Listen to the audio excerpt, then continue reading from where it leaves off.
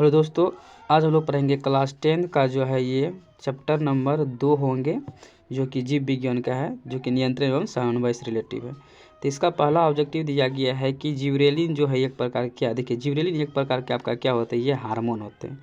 Gibberellin क्या होता है, एक प्रकार का हार्मोन होते हैं।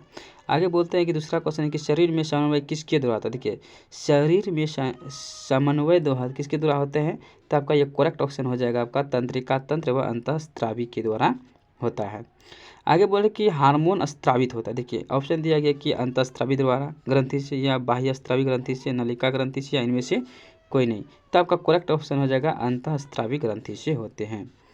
तो देखिए ग्वाइटर, देखिए ग्वाइटर अथवा घेंगा पनपता है। देखिए ग्वाइटर ऑप्शन दिया गया चीनी की कमी से, आयोडीन की कमी से, रक्त की कमी से, या मोटापा से।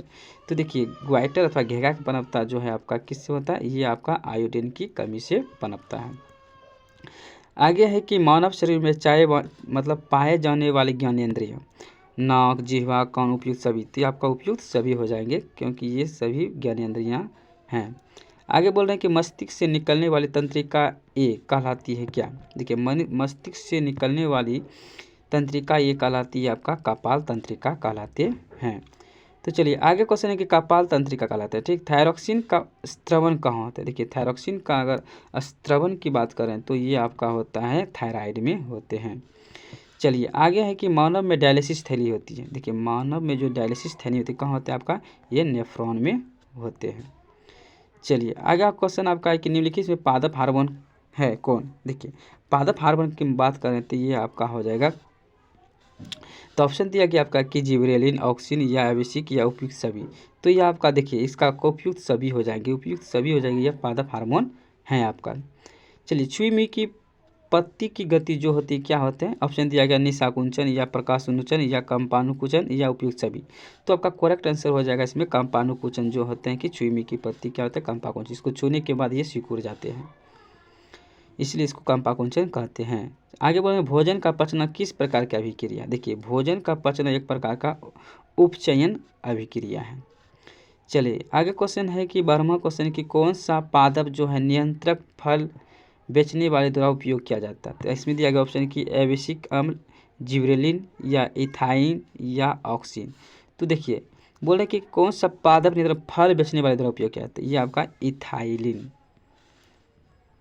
चलिए आगे क्वेश्चन है कि 13वां क्वेश्चन वह संरचना जो उद्दीपन पहचान कराती है। तो देखिए उद्दीपन जो आपका पहचान जो कराती है तो यह आपका कहलाते हैं ग्राही। चलिए आगे है कि 14वां क्वेश्चन है कि कौन सा हार्मोन जो है रुधिर में शर्करा के स्तर को नियंत्रित करता है। तो देखिए ये कौन सा हार्मोन बोल रहे हैं रुधिर में शर्करा के स्तर को नियंत्रित करता है, तो आपका करेक्ट हो जाएगा इंसुलिन हार्मोन।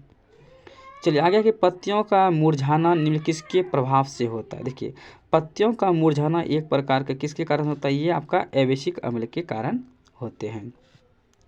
आगे बोल रहे हैं कि मानव मस्तिष्क के किस भाग को बड़ा मस्तिष्क कहा जाता है। देखिए मनुष्य के बोल रहे हैं कि किस भाग को बड़ा मस्तिष्क कहा जाता है।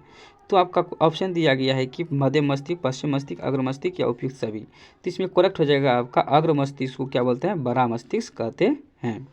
चलिए 17वां क्वेश्चन आपका कि निम्नलिखित में से कौन अंतःस्रावी या बाह्यस्रावी ग्रंथि दो प्रकार की होती हैं। तो ऑप्शन दिया गया आपका कि अग्नाशय थायराइड, या पैराथायराइड, या प्यूटरी। तो ऑप्शन आपका करेक्ट हो जाएगा आपका ये थायराइड। चलिए आगे थायराइड बोल रहे हैं, अग्नाशय होंगे, ठीक। आगे है कि 18वां क्वेश्चन कि कौन सा अंतःस्रावी ग्रंथि वृक्क के दोनों ओरों पर स्थित होते हैं। तो ये आपका देखिए ऑप्शन दिया गया आपका ग्लेनेट्स, प्यूटरी, अग्नाशय, या एड्रिनल। तो करेक्ट हो जाएगा आपका एड्रिनल जो है ये दोनों ओर स्थित होते हैं।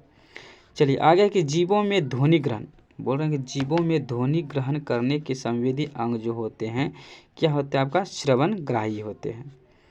चलिए आगे है कि 20वां क्वेश्चन कि शरीर की सबसे बड़ी ग्रंथि जो है बोल रहे हैं कि शरीर की सबसे बड़ी अंतःस्रावी ग्रंथि का नाम क्या होंगे। तो देखिए आपका ऑप्शन दिया गया है कि पीयूष ग्रंथि, एड्रिनल ग्रंथि, या थायराइड ग्रंथि, उपयुक्त कोई नहीं। तो करेक्ट हो जाएगा आपका थायराइड ग्रंथि, ये हो जाएगा आपका करेक्ट आंसर। तो thank you for watching video. मेरे चैनल को सब्सक्राइब नहीं किए हैं तो सब्सक्राइब कर और अपने दोस्तों के साथ शेयर जरूर कर सकते हैं। धन्यवाद।